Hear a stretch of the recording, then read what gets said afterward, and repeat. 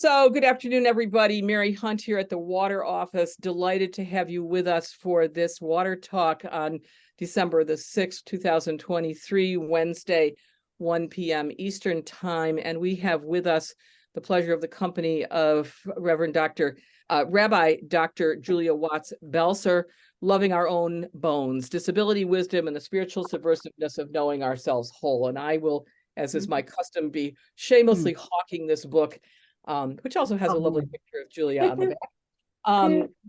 Just think about this: disability, wisdom, and the spiritual subversiveness of knowing ourselves whole. Wow. Wow, wow, wow.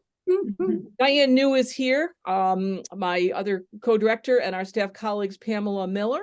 Might want to wave your hand there, Pamela, who is with us from Wesley Theological Seminary during her practice in ministry and mission here at Water for her second year. And Lisa Lautenbach from Nuremberg, Germany is with us for a year through the Brethren Voluntary Service Program. And we are delighted that they're going to share this experience with us. And we are particularly happy to have Rabbi Belser with us to discuss this book, to which we will turn our attention momentarily. In the meantime, we begin with a land acknowledgement, and I invite you to do the same. Let us take a moment. We at Water are on Indigenous land in Silver Spring, Maryland.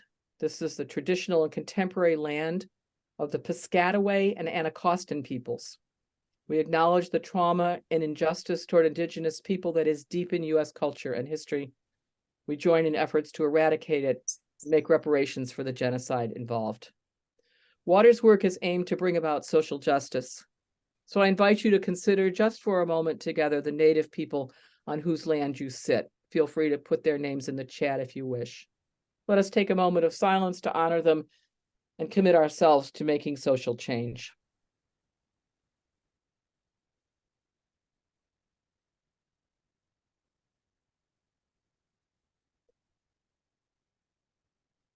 A land acknowledgement is but a first step. Let us commit ourselves. Thank you. Water's work brings feminist, womanist spiritual values and intellectual work to efforts at social change. Let me repeat that, especially for those of you who are new, to whom I extend the warmest welcome. Water's work is an effort to bring about social change using feminist, womanist spiritual values and intellectual work. We're not here simply for the marvelous mental exercise and spiritual enrichment, but we're here because we want to make social change. We want to use the resources from our respective fields to do so. Today's work focuses on the intersection of Jewish studies, disability studies, and queer studies through Julia's unique and well-honed perspective. Let me simply mention our format. I will introduce our speaker. She will spend about 20 minutes telling us about the volume, Loving Our Own Bones, and then we'll engage in conversation. Please listen and enjoy. I would invite you to mute your phone now so we could have a good, clear video for future watching. We will take notes or receive any that Julia wants to send us to send out after this event, and they will be on our website along with the video in the next week or so. And you are very free to use this material as in your own teaching or in your community work or whatever it may be to help to spread the word that this marvelous book is to us. It is a word that is so critically important, I think, that it's very hard to contain my enthusiasm. So please cut your audio off, and I'll bring you back on when it's time to engage in questions, and we'll raise our hands, and you know the drill. We will end at 2 p.m. Eastern time, not Eastern Daylight Time, but Eastern Time, to respect everyone's schedule. You can re-listen or you can point other people in the direction of this teleconference by going to our website, www.waterwomensalliance.org. Look under programs and teleconferences, and you will find the video of this, as I say, in a week. We will, after 2 o'clock, keep the Zoom line open for those who wish to continue conversation a little bit after 2. The official session ends with our gratitude to Julia at 2. She's, of course, more than welcome to stay on, but I don't want to presume on her or anyone else's time beyond the hour. What a joy to introduce Rabbi Dr. Julia Watts Belser, who was with us in 2012, Julia, with Melanie Morrison. Do you remember that? discussing an article that you two Oh, wrote. yes, I do. Remember that? The article was called "What No Longer Serves Us: Resisting Ableism and Anti-Judaism in New Testament Healing Narratives." And it was in the Journal of Feminist Studies in Religion, volume 17, number 2. And you and Melanie were with us to discuss that. And I see shades of that in this book as well. Julia studied at Cornell University, then the Starr King School of Ministry in Berkeley, as well as the Graduate Theological Union and the University of California, Berkeley, where she received a PhD from their joint degree program. I had somehow that was not in my mind, Julia, that we both went to GTU, and it shows. You know, there's a kind of GTU brand or spirit that you represent. She also received an MA from the Academy for Jewish Religion, California. She's obviously ordained as a rabbi, and she's now, and I read now from her Georgetown faculty bio, professor of Jewish studies in the Department of Theology and Religious Studies, as well as on the faculty of Georgetown's Disability Studies program. Senior research fellow at the Berkeley Center for Religion, Peace, and World Affairs, also at Georgetown. She directs a project called Disability and Climate Change, a public archive project. It's an initiative that documents the wisdom and insights of disabled activists, artists, and first responders on the front lines of climate change. Her work brings ancient texts into conversation with disability studies, queer theory, feminist thought, and environmental ethics. That's from her Georgetown bio.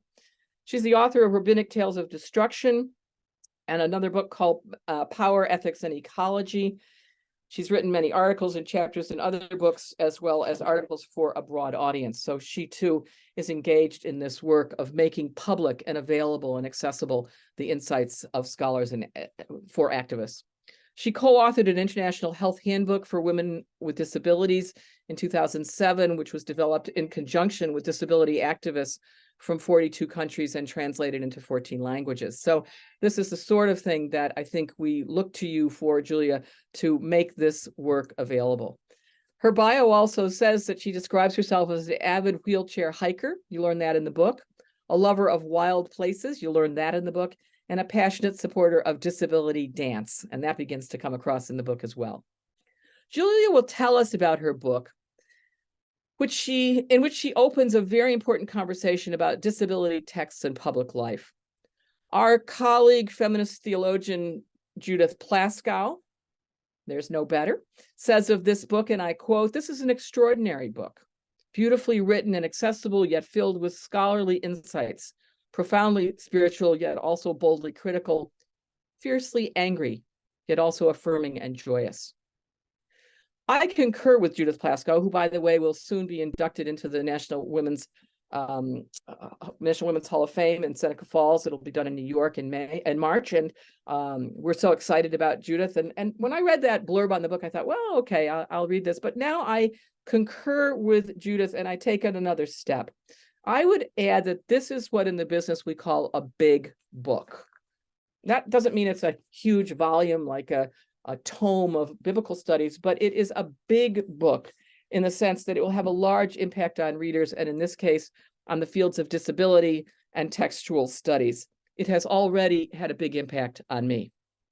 It's not often that I read a book that's so captivating in its creativity, so tough in its analysis, and so fluidly written that, like a good novel, I didn't want it to end. Julia Watts Belser does not want the deaf to hear, nor the lame to walk, or as many scripture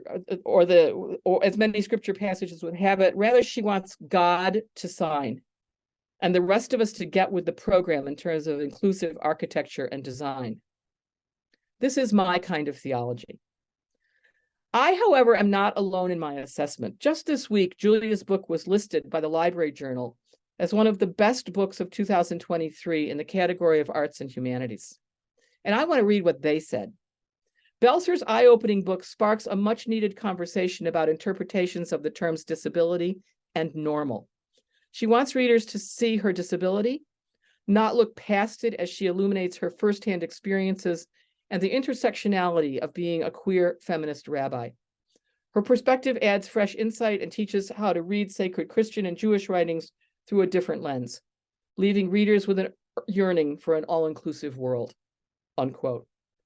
I suggest that you will be yearning for a more inclusive and all-inclusive world after you hear Julia today. So I start with a big thank you to you, Julia. You imagine Miriam and others have, as you say, and other people who have turned away from chasing beauty. This is a phrase on page 196 of your book. Clearly for more important things. They have turned away from chasing beauty for more important things. You observe of Miriam, and I quote, "This is the one who knows magnificence as her own true name."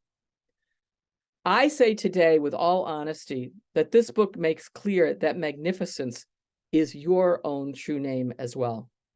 We're delighted to talk with you today, honored to have you, and thank you for being here. I present Rabbi Dr. Julia Watts Belser. Oh, my goodness, Mary, thank you so much for that incredible introduction and for your deep words of honor to this book and to this work. It is a huge pleasure and gift to be here with you and the Water team and everyone who has gathered today, in part because I know that this work and this fierce longing for a more just and more magnificent world is such a deep part of Water's own commitment and Water's own reason for being. So you began with a land acknowledgement. I want to begin by acknowledging that we are gathering today in a time of great suffering and heartbreak in the world. I'm thinking especially of beloveds in Israel, Palestine, in Gaza and the West Bank. And I'm also thinking of so many places in our world where folks are in danger and at risk. And so I just want to ground our time today and our conversation today in that fierce hope for safety, for shelter, for deep, lasting, just, meaningful peace for all people and for all of us in this aching world. So, again, Mary, thank you for the invitation to think together and share some reflections about my book, Loving Our Own Bones. You know, when I a few weeks after the book came out, I was talking with a friend from synagogue, and she said, "Oh, what's the title of your new book?" And you know, it's a long title. The subtitle, especially the English, the American subtitle, is really quite long.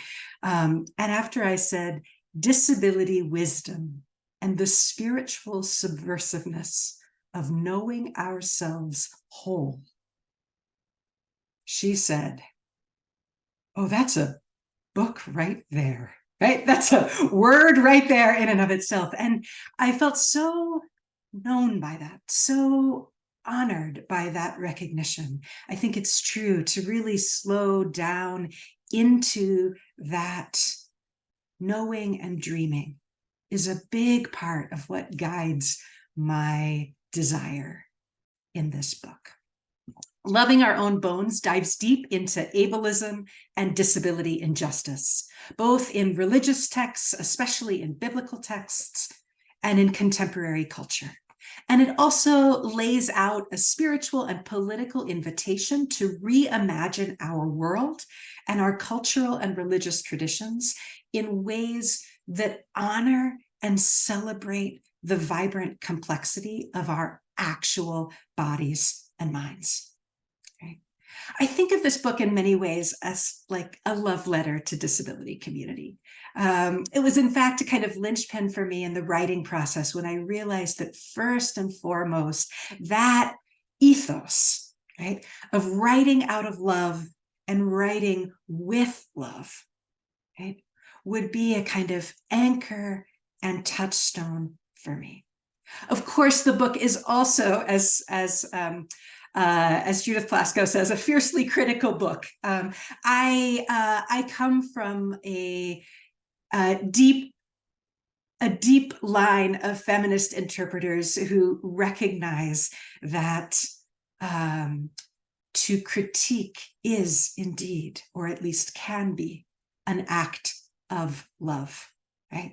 And so in that sense, I hold and try to braid together both the sense of honoring possibilities within tradition and recognizing places where religious traditions have done harm and violence to disabled folks, to queer folks, and to all of our kin.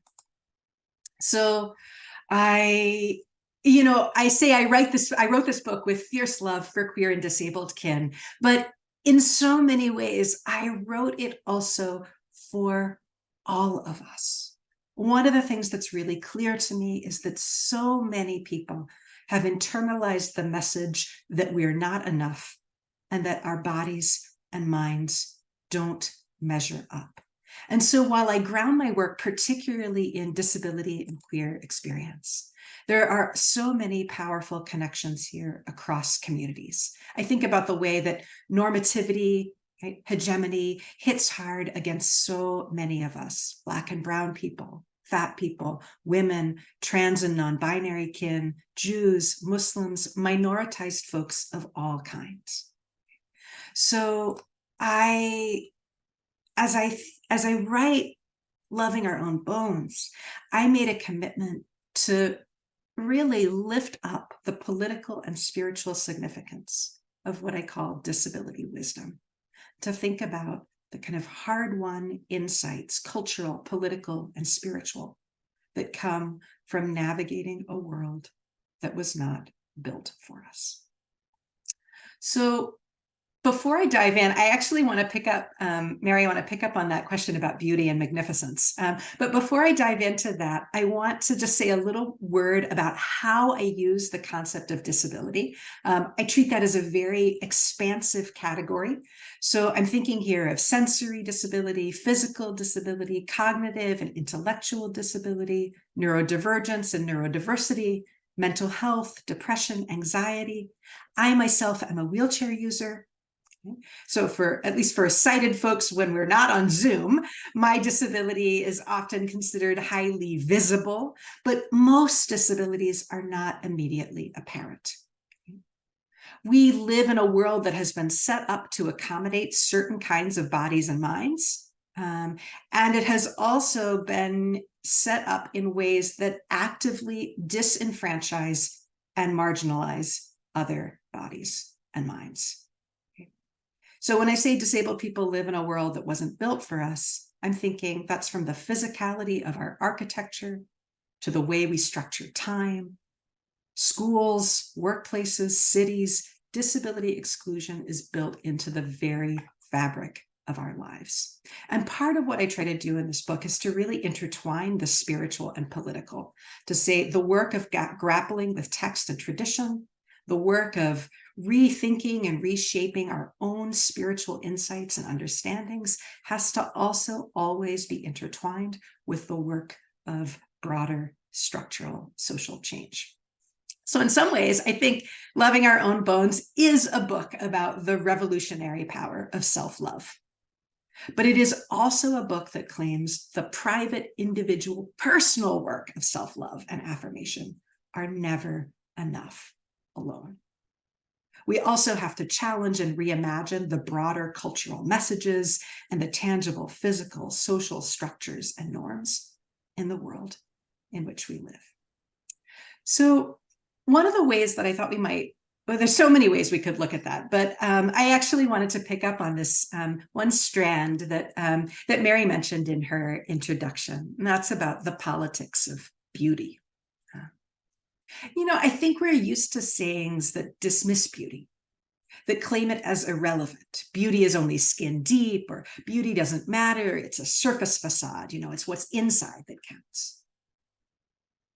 But of course, as anyone who's been judged not beautiful knows, judgments about beauty and desirability matter deeply in this world. And beauty is also a really significant discourse within Jewish and Christian traditions, both ancient and modern, a striking, if often unspoken way of categorizing women's bodies. Right? It's also really deeply intertwined with notions of disgust and the abject and who is like pushed aside and rendered unseen or unseeable, unwanted, unwantable. Okay? So when I think about this in terms of biblical texts, I always think first and foremost of Leah. Leah is as Jacob's unloved wife, the one he doesn't want, in contrast to the beloved, beautiful Rachel. And in biblical tradition, Leah's ugliness, her undesirability, may very well be bound up with disability. One kind of physical detail we get about her is that her eyes are described in Genesis 29:17. Her eyes are described as rakot. It's a word that's usually translated as weak, right? Actually, really interesting disability connotations there already.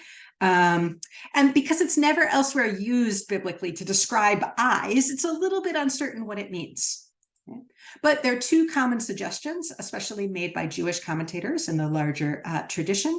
Either it's a visual impairment, okay? Or there's something wrong with the appearance of her eyes. Okay?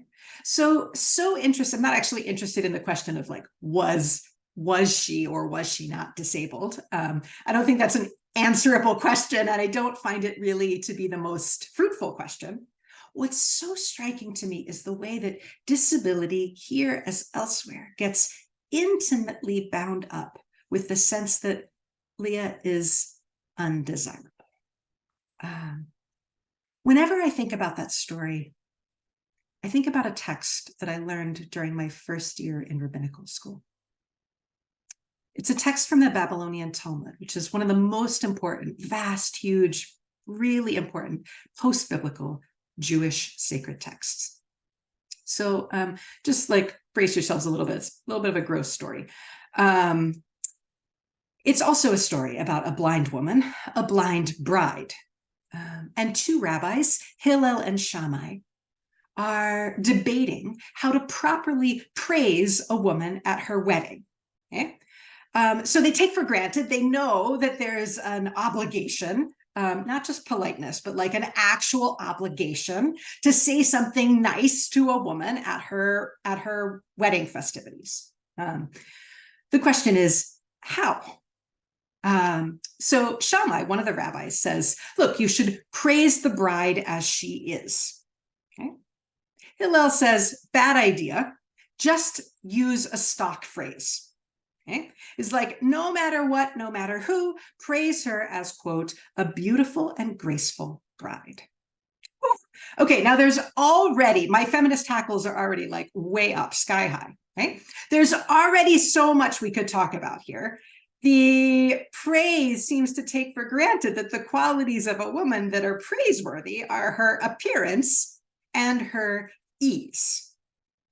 Okay, but it gets worse. Okay, as the passage unfolds, the Talmud adds a disability twist. Right, the two rabbis here are each of them are going to kind of argue for their own view. And Hillel says, "Look, Shammai, your plan has an obvious flaw. What if the woman is lame? What if she's blind? Are you still going to say to her, a beautiful and graceful bride? Doesn't the Torah say, keep far from a lie?" Oh, you know, friends, I remember where I was. I remember the very moment that I first read that text. Okay? I was reading it in Hebrew, and my Hebrew at the time was still up and coming. Okay? So I was reading it slowly, really working to decode, right? The words, the grammar, the phrasing, what's going on here. And I remember so vividly the moment when the meaning of that text snapped into place. And I also remember the silence in the room. You know, we were all translating together and talking about the text. The way my own disability, my own lameness, my own wheelchair never got acknowledged. There was literally no space to name that pain and no space to push back against those assumptions. In Jewish tradition, this Talmud passage gets understood as like the classic legal discussion of whether it is permissible to tell what's sometimes called a white lie, right? An untruth in order to spare another person's pain. Okay?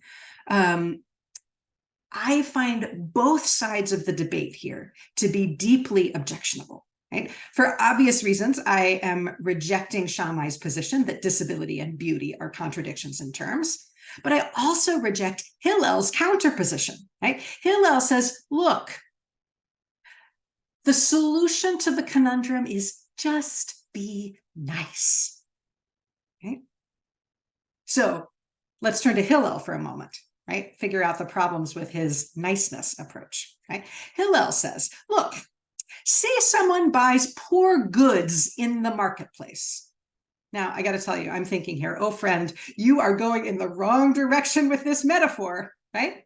But let's just follow it for a moment, right? He says, okay, say somebody buys poor goods, right? Someone makes a bad purchase.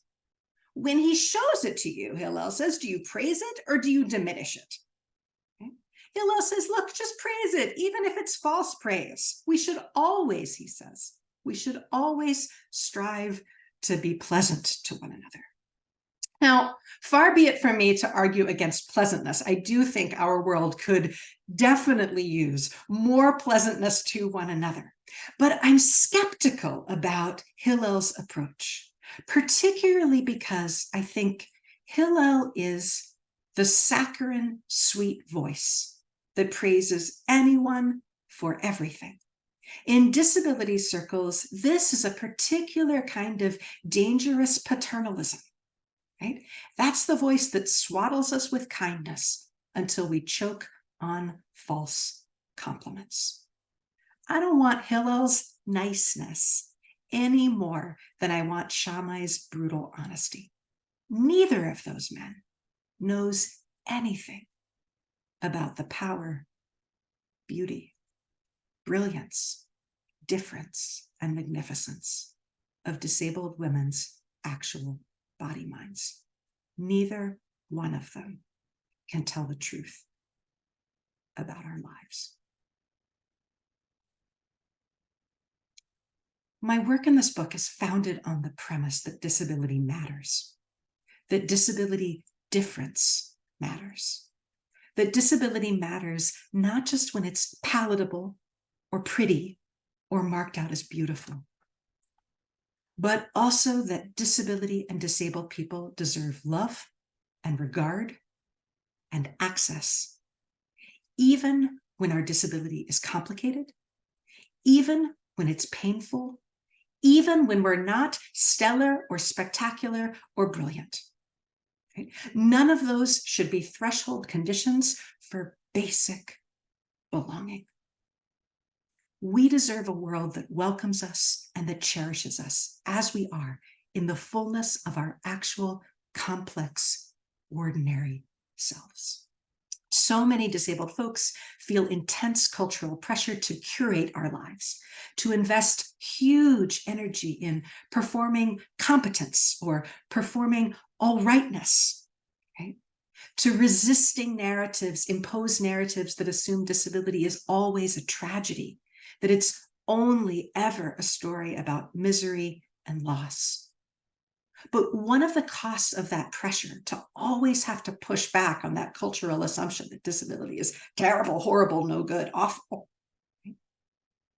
is that disabled folks rarely actually get the space to acknowledge pain, to grapple with grief.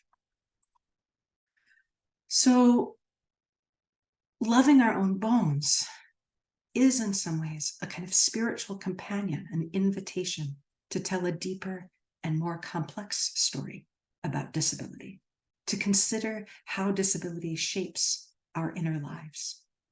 It's also a political call, right?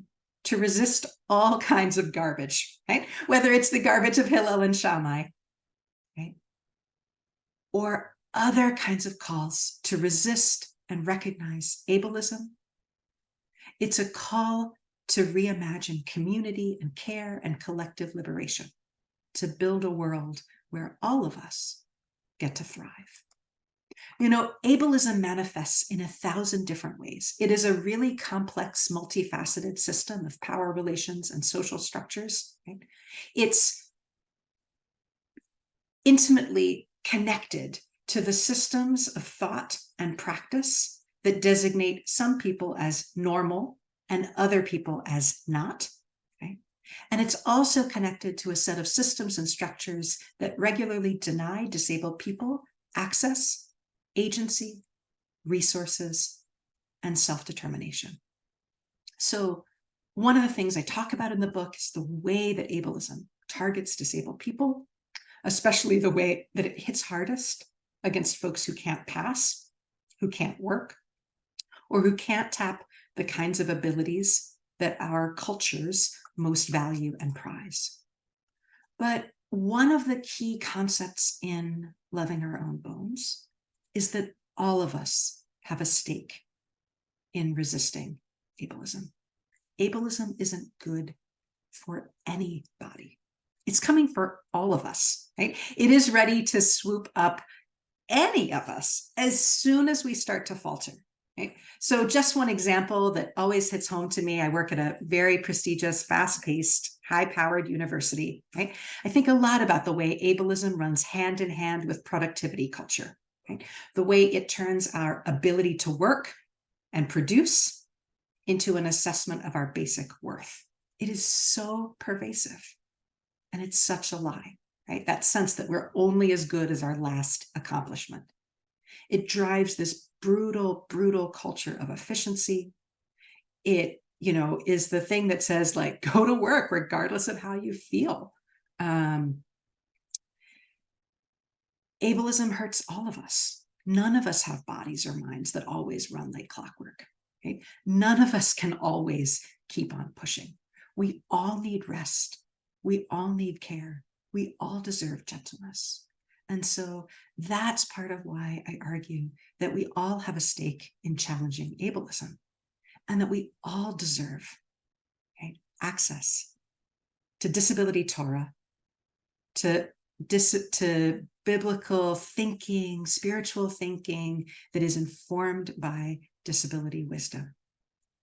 Disability wisdom can be transformative, I think, for any and all of us, regardless of whether or not you have a disability at present.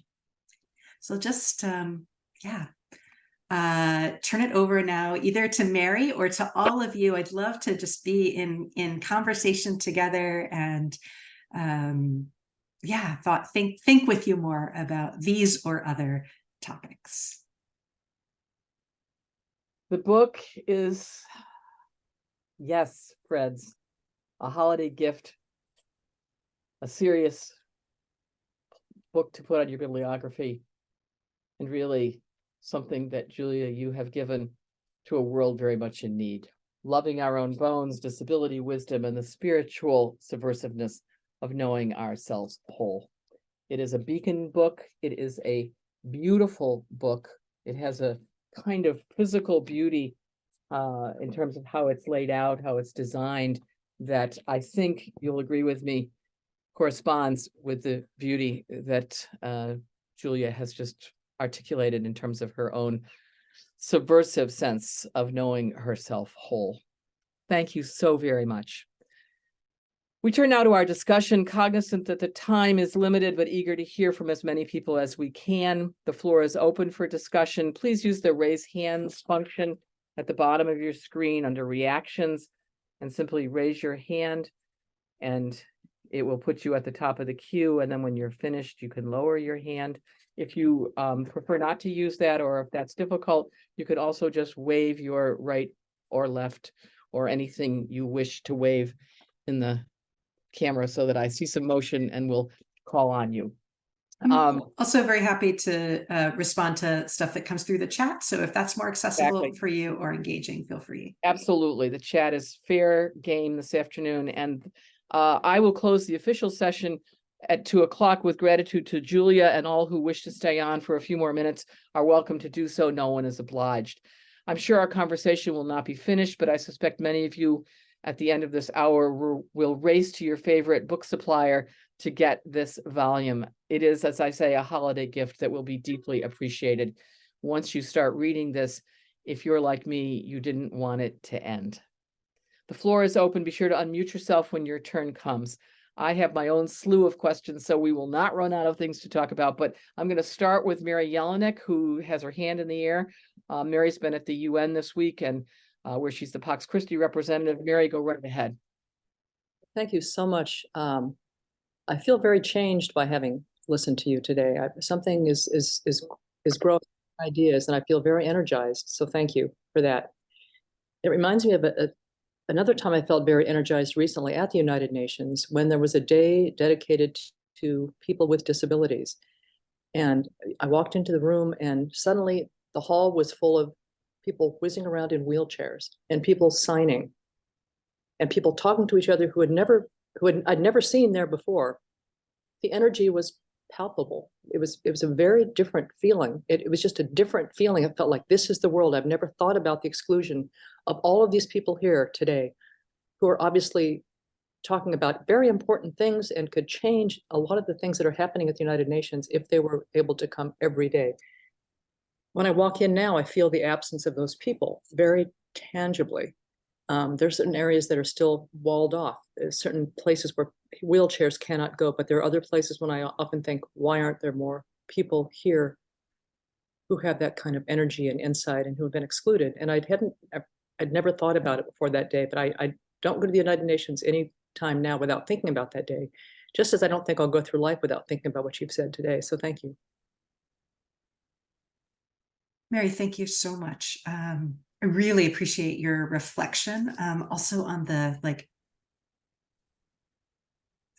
recognition, right? The change that happens when you yourself were in a position of recognizing how much knowledge and knowing your ordinary UN spaces were like, so many folks were shut out. And so much was missing from that conversation. I really resonate with that.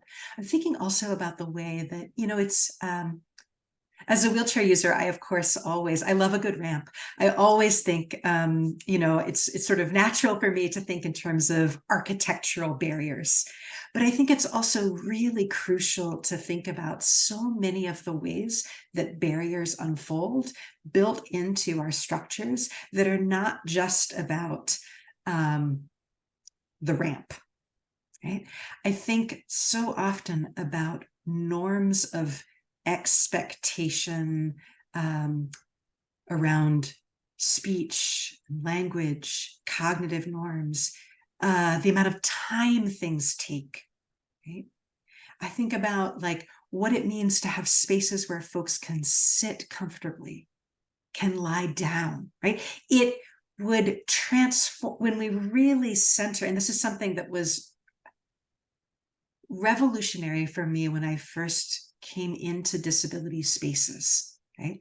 Realizing how much could change and how much should change. So increasingly, I've been finding myself wanting to think about what happens, I think actually very similar to what you've named, what happens when disability and disabled folks are at the center of conversations, right? Where we assume access as built into the very fabric of what we're doing together, right? And then how can I hack the ordinary, everyday, non-disabled spaces that I find myself in order to bring more of that ethos, that space, that access into, say, right, the university, right, or elsewhere. I love the thought of doing that also at the UN. Knowing Mary Jelinek, consider it done. Go ahead, Jackie Maris. You're next. Thank you so much. Hi, everyone. And hi, Rabbi Julia. I so appreciate that response to that question and also this work in general. It's really, I don't say it lightly, it has been life-changing. I'm curious when you're speaking about kind of thinking about beyond architectural barriers, I wonder if you could speak to the ongoing response or lack of response to the pandemic that is ongoing, and how a lack of masking requirements, a lack of clean air options, etc., especially in Jewish spaces, but also beyond, like, do a kind of spiritual harm if our spiritual homes are not accessible because folks refuse to wear masks. There are a lot of threads around, but I'd love to hear your thoughts on that. Yes, Jackie, thank you so much for naming this. This is such a place of pain right now. And pain for me personally, as somebody who's high risk for COVID and is, you know, I'm basically working only remotely or outdoors, which means, you know, feeling, as you named so acutely, this loss of access to space and community and connection. It's deeply, deeply painful. I think that, you know, two things that I would name here. So first, I'm struck by the way we, at the very beginning, in the first days of the pandemic, we saw what felt to me, we saw a kind of extraordinary, fast cultural change that created a certain kind of access for a lot of people. Access that many, I mean, I know disabled folks who have lost jobs pre-pandemic, right? Because they needed remote work and were told they couldn't have it because it was too difficult, it was too expensive, it was just not going to, it's not going to work, right? Then of course, come COVID, right? Come the pandemic, come everybody has skin in the game. Okay? And suddenly it becomes very possible to make these huge cultural changes really quickly. So this feels in some way, right, that early pandemic moment felt both like a real sense of recognized possibility and also an extraordinary frustration and pain that many of the things disabled folks have been pushing for decades, okay, were only coming available because they were needed by non-disabled folks. Okay? And of course, as we come to this particular point in the pandemic, where there's been so much pressure to return to normal, right? I think, you know, for me, this is one of the loneliest moments of the pandemic, the moments where I feel most abandoned, left out, shut out, left behind. I think one of the dynamics that I would name there is the way in which the model of risk has moved to a model of like, everyone manage it for yourself, right? If you want a mask, then you do it. Right? And so that is a model that really disenfranchises and leaves behind disabled folks who, or other high-risk folks who have particular needs for, right, a sort of kind of higher level of attentiveness and community care. So those are kind of two different dynamics that I would name when I think about pandemic response from the perspective of kind of like, what do I know about ableism and how ableism often operates? Those are two dynamics that I see playing out in really, really challenging ways. I also want to name, though, that I'm seeing some extraordinary creativity happening. And I want to like lift up the ways in which I am also seeing and feeling and knowing folks, right, who are recognizing differential harm and risk and working to challenge those dynamics. And so that feels like, let's do more of that and try to bring that also more into institutional spaces and the way that our institutions are thinking as well. Jackie, thanks so much for the question. Julia, thanks so much for the response. There's a question in the chat from Christy Swanson who says, what do you think of the term disability itself? Great, thanks so much for asking, Christy. I'm I'm a fan. And I'll tell you why. I think that I find disability to be right. I think people have a range of different responses to the term disability and disabled. Sometimes people say, "Oh, isn't there like a sort of dis right there in the word itself? Maybe it's negative. Maybe it'd be better to like." Use a euphemism instead. I'm not a fan of euphemisms. I feel like they remind me a little too much of Hillel's like sweet saccharine niceness. I'm like, just tell it straight. It's cool, I experience the term disability as a neutral to positive term. Right. Sometimes I use it just in a like very ordinary neutral sense to name both a kind of difference and a kind of experience of social disenfranchisement. I think that one of the reasons I'm so invested in creating more space for people to like not flinch around the term is that access to the term disability has also been for me a really important way of gaining access to a sense of like community and sense of political movements. And right, like in the American context, in the US context at least, right, there are certain rights that people have because of disability or as disabled people. And so in this way, right, thinking in terms of disability feels both politically and communally significant. That said, I really have a like very open, like a lot of openness around the different ways that folks might want to self-identify for themselves. So like if it works for you, great, use it. If it doesn't work for you, find your own, I mean, it's not for me to tell other people how they should be thinking about or describing themselves. But from a kind of sociological, community, spiritual, political view, I do think there's something worth thinking about and holding on to in the term disability. It's what it might offer us in terms of organizing, strategizing, and working together. Thanks, Christy, for the question, and Julia for that very thorough answer. I'd like to throw in a question of my own, and it has to do with the toad. I love the story of cradling the toad in your hand and seeing the world through the toad. It reminded me, so you described this from your youth, but it reminded me of Mary Daly, seeing the world in a clover leaf. And it made me think of you as I think of Mary Daly as a mystic. Okay, you're a scholar, you're a rabbi, you're an activist, but I wonder if the term mystic also suits you. Something I say with the deepest reverence, thinking, for example, of Christian medieval mystics like Julian of Norwich and Hildegard of Bingen.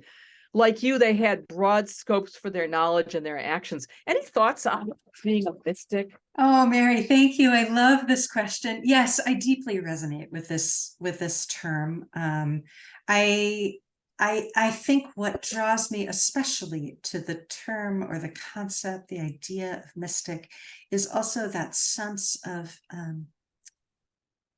being both called and drawn into a spacious relationship with the sacred, with the holy. I think one of the things that feels most true about my own sense of spiritual life is that it's just not good at staying in a little box, right? Like I'm just bad at that. I'm bad at that in so many ways. And it turns out when we touch down deeply into my spiritual self, it's the same way. I'm just even though I hold in so many ways to a lot of like norms around politeness and niceness, I'm just basically in this way, like totally unwilling to get boxed in. And so You're big like your book. I mean, I think there is something about my sense of spirit that is big, that is that wants to bust out of all of the constricted spaces that and I think that's partly why I think, I'm just not a big person for pronouncements about God, right? It's just not really my way. But I do think there's something in God that hates ableism and hates all kinds of social violence because of the ways they constrict, right? And tighten down and refuse connection. When I think about that toad story, right? I tell early on in the book, I tell about the story of one of my earliest senses of the sacred, right? Was holding a toad in my hand and looking at that toad and realizing that she was alive, right? That there's a whole universe inside her. And I think even though I don't want to make facile metaphors here, one wants to be very careful. I think there's something in that story that is actually a deep underpinning of my own, like, I think that actually says so much about my theology or my way of being in the world, what I hope I bring to my way of being with other people and also with the divine, is that sense of that, like, the ocean in me, may it touch the ocean in you. Yeah, and I wouldn't want you to leave the impression, which you haven't, but I want to underscore it with future readers here, that somehow this is not a book of theology. In fact, you talk about God on wheels. Yeah. In the same way that people talked about God is black, Yeah. God is gay, God is green. I think that's a signal contribution to the field. And I think, we can talk about that after Sarah asks her question. But you also said very clearly in the book that it's not that God wants the deaf to hear and the lame to walk and the blind to see. You say, I want a God who signs. Yes. That's another theological insight that I think is just absolutely at the heart of what you're doing. So absolutely. I want to know, like, the God I love is a God who knows disability from the inside. Right. The book is deeply theological. This was one of the biggest, like, coming outs related to this book, was that, I wrote not just in a kind Watts of mystical Belser also voice, does but theology. also theology, right? Here it is. As I said, even though I'm not a big fan of, like, pronouncements about God I am deeply invested in the work of reimagining the ways that we might think about God, about the divine. I think of theology, as I say in the book, I think of theology as a grammar of the imagination. And this is another place where I just want us to bust out of those tight notions of, like, the idea that God is always, like, omnipotent, always in control, always powerful, never experiences pain. I just don't, that just doesn't resonate with me. It does not fit. So I'm really, really interested in lifting up moments where I find and I feel, both biblically, in Jewish tradition, and in terms of my own kind of lived experience, places where this sense of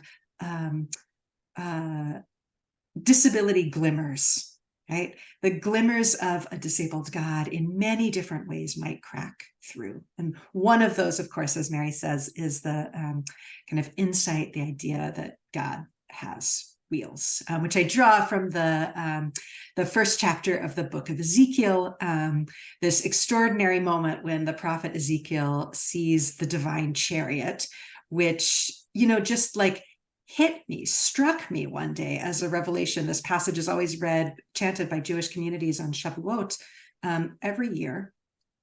And I was just, I had literally wheeled myself to synagogue that morning.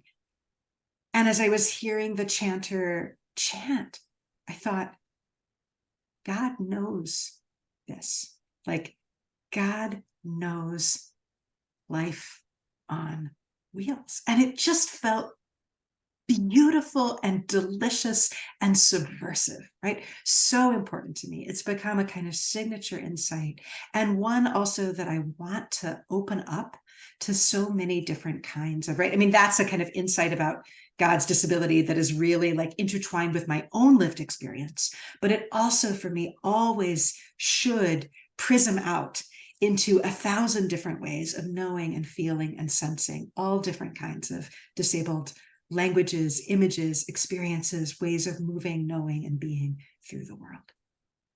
Thank you. I'm going to turn to Sarah Hoops for the last question, and then I will close us out officially at the top of the hour. And for those who wish to stay on and continue discussing this, Julie, I don't know if you have a few more minutes. I have a few minutes, yeah.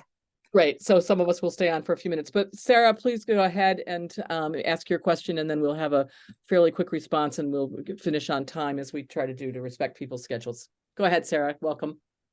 Hi, I'm Sarah. I just want, I don't know if this is going to be short, so maybe it's not super fully formed, but yeah, I just want to thank you, Dr. Watts Belser, and as a fellow queer disabled woman, I love how you said it's a love letter to kin, and I can't wait to get the book and then receive the love letter, and I so need it, and I can't wait. And yes, I'm gonna buy it right after this. Very book. Beacon Press, 2023. So one of the things that's coming up for me listening to you, it's like, in terms of like attitudinal barriers that we deal with, how deep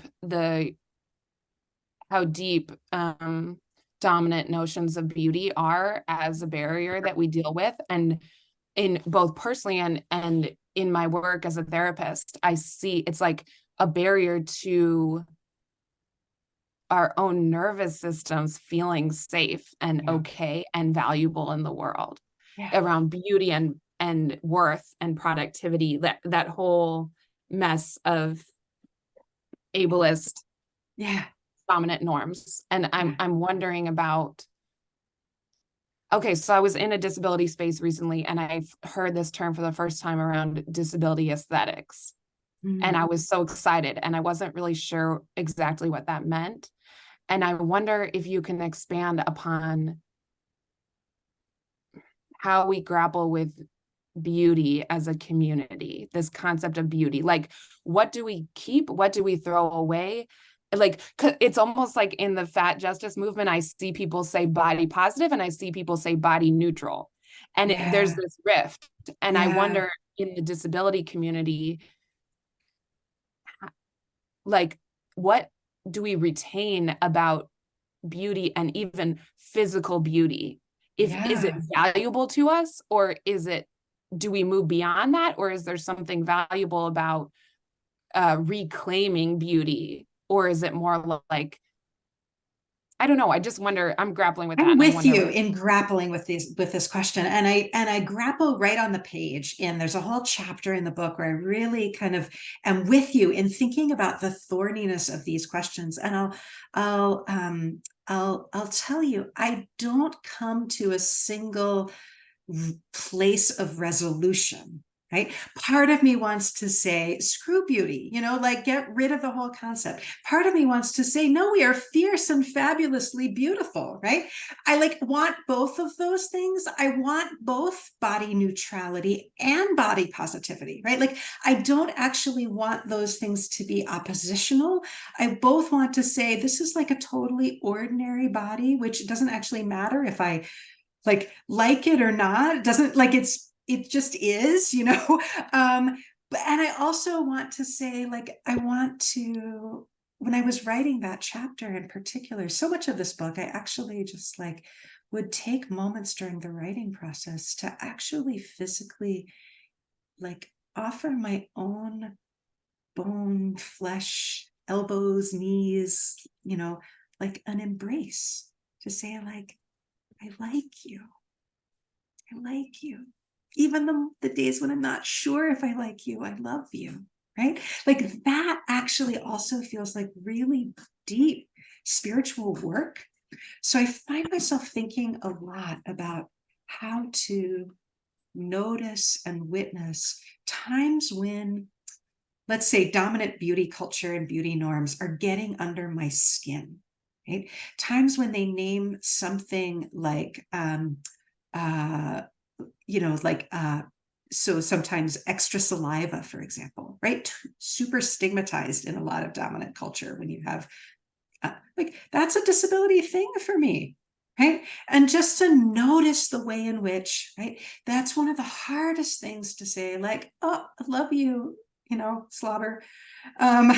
It's I think part of the work for me is not fake love, right? Not the like, that's, I think, where Hillel and I, going back to that story of the like, oh, just pass it off with a platitude. That's where I just can't get on that train, right? I'm actually interested in for me, the deep, difficult work of saying,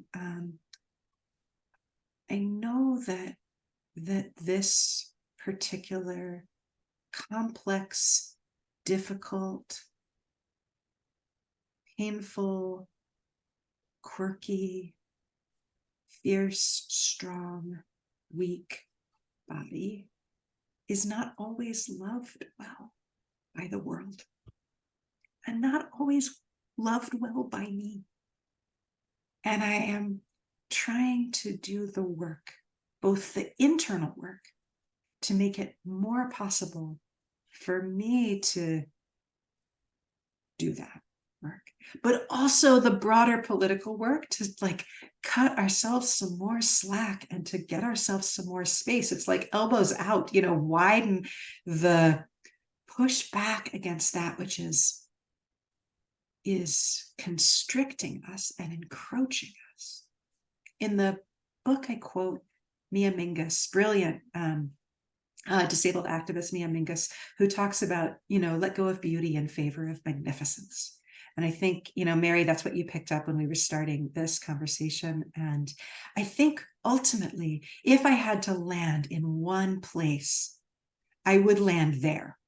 Beauty is fickle, magnificence, though, fierceness, that magnificence lasts. I'm going to let that be the last word from you for this section. Beautiful. Julia, Beautiful. thank you so much. And Sarah, thank you for your question, which I think has sparked such a rich response. Again, the book is Loving Our Own Bones, Disability, Wisdom, and the Spiritual Subversiveness of Knowing Ourselves Whole, Beacon Press, 2023. Buy it. If you only read chapter 11 on beauty, you will have more than accomplished your investment in this book. That's what she's talking about, Sarah. The 11th chapter on beauty, which is really very, I think, just signal as they all are, but that one in particular, I think, takes us new places. Thank you and good day. The Zoom is now open for conversation, and Julia, stay as long as you can. And I've got my sheaf of questions. I'm sure other people do, and I'm going to start with Pamela Miller, who had her hand up while we were finishing up the session. So we'll just move right into this conversation. But those who have to leave, this is your moment of graceful exit. Pamela, your hand was up? Yes. So I wanted to piggyback off Sarah's question about beauty, because I'd written down and put an asterisk beside the politics of beauty. And so often we talk about beauty, and I looked at control, and with our disability and inability, people who are the label disability, someone who is labeled, wears that label disability or put in that category, how many things can they do that the ones who are labeled able is unable of doing? So, that play of word about disability and inability, what makes someone disabled? What gives someone a disability? No one is perfect, and what can they contribute? Why are we creating labels and these boxes? Not to remove the barriers so that we can enjoy the beauty of humanity. And I also wonder out there, does God's other creations do the same thing like humans do? This is such a wonderful question. This takes you right into your new work, Julia. Go ahead. Yeah. There's a whole world out there of disabled animals and disabled animal kin structures and kinship. I as a kid, I think I remember being told in really awful ways, like getting the message that often, when I had just sort of received some kind of grudging support for my own access, minimal support for my own access needs, that I should sort of be grateful that like humans were charitable creatures, because, you know, animals would never, like in the mean world of like the tooth and claw animal world. So it was so healing for me to realize that actually there's a lot of documentation of kin support and non-kin, so not even just bio families, but like animals looking after other animals who are disabled. It was for me really beautiful to realize that there's some cross-species work. I think actually maybe humans could stand to do a bit of learning from some other species here on this regard. And particularly to that question of, Pamela, that you ask about kind of recognizing, I think one of the things that's really interesting to me in the book is to think about disability expertise. I am invested in the category, I mean, I hold it lightly, but I am invested in the category of disability as naming something true about my own experience, right? That there is something non-normative about the way that I move through the world and experience the world. And so I don't want to dissolve all of these distinctions, but I also really want to recognize that disability has brought knowledge and insight and understanding and adaptability and like 1,000 clever little hacks into my life, right? And that this is a skill set too. So I think that, again, as a child, I was often given the kind of compensatory frame of thinking about like, oh, you can't walk well, right? But you can do these other things well, right? In this way of like, oh, well, let this substitute for that. And I actually, that feels sort of gross, and I'm kind of trying to detox from that model of thinking about ability and disability, to actually ask, I think what I'm most interested in now is also understanding what are some of the things that my own disability has made possible, right? What are some of the affinities that disability has, right, like kindled, or some of the knowings that I might not have come to? Again, like your mileage may vary, but for me, that's been an interesting way to think about these questions and to counter that some of the thorns that ableism often throws up around these kinds of questions. Thank you, Pamela, for moving us in that direction. I'd like to take another direction, if I might. Julia, one of the most controversial aspects of your work, I would think, and I don't know this from inside the Jewish community, but certainly just in general, is your way of handling texts, which are experienced by you and so many others, especially women, as being against our best interests, coming from religious traditions. You say of Talmud that you would never, and I quote, trust it to know the truth of my experience. And of the Jewish tradition that you don't trust it, quote, to side with me, to speak with competence about my own life. I do not trust it to protect, to value the lives of those I hold most dear. Page 21. You note that feminists of many traditions have the same experience. Count me in as a Catholic. Imagine if I trusted Catholicism to see to my best interests.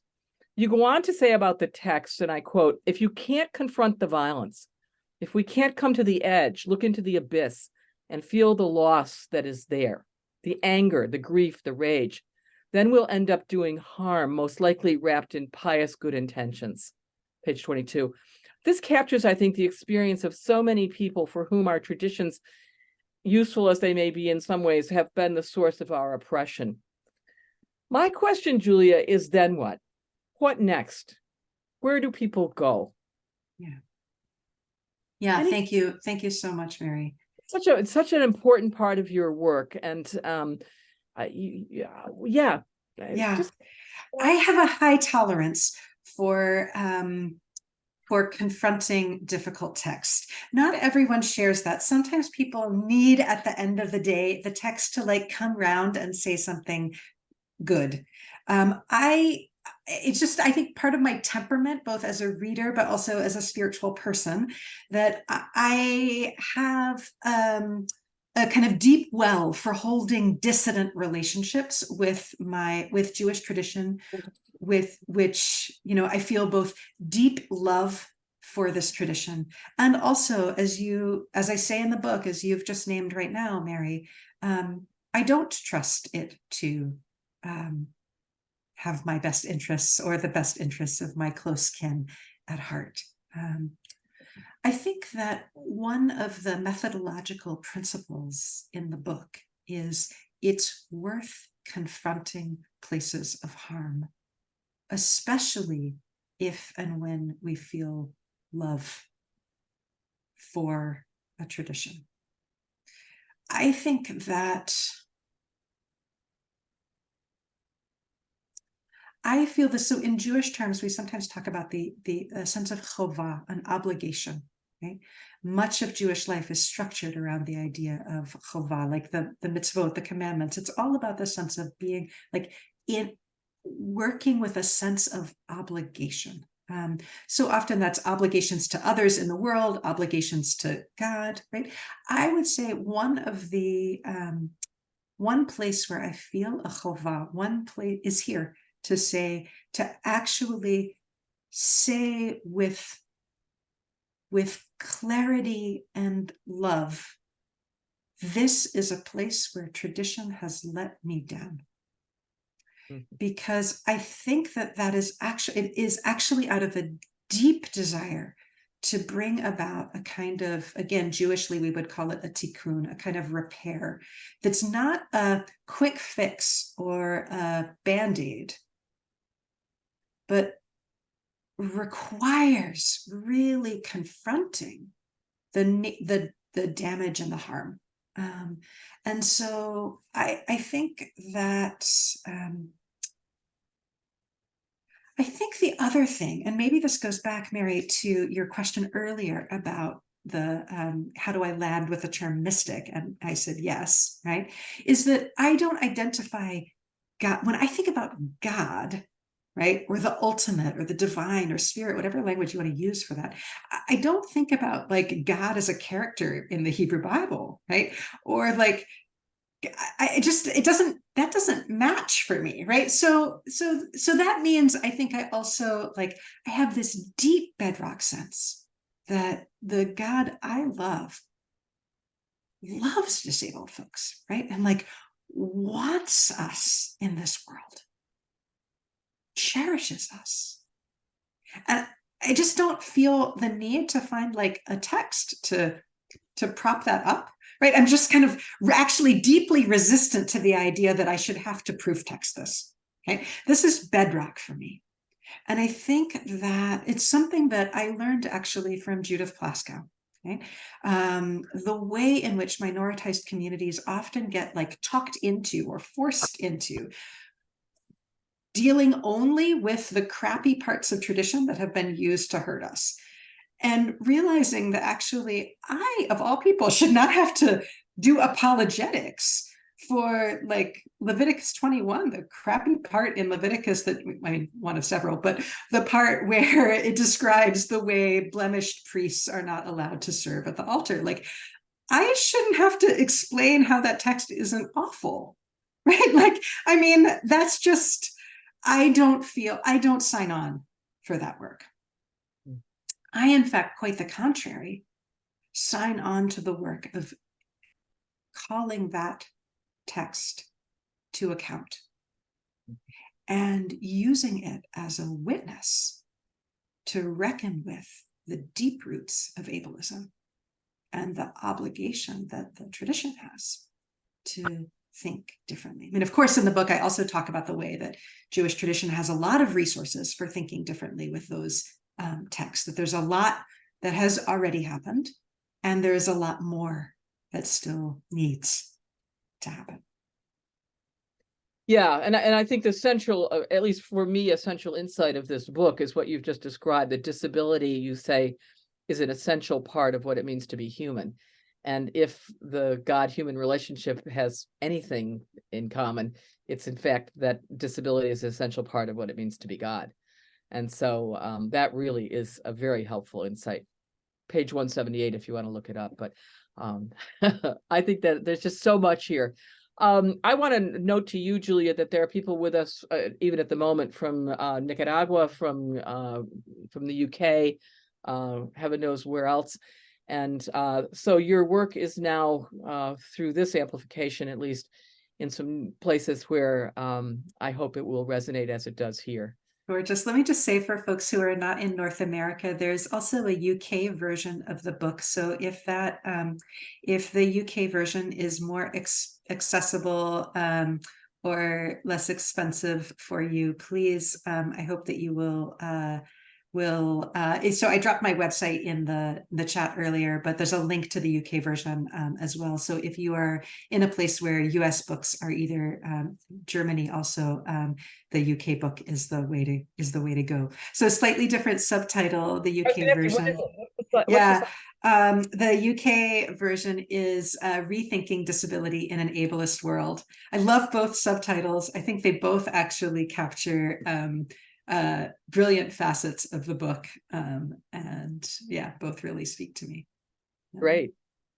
Before we close, anybody else question or comment other than deep appreciation, which I know I articulate for everyone? Thank you so much, everyone. Like to add that you haven't had a chance to say?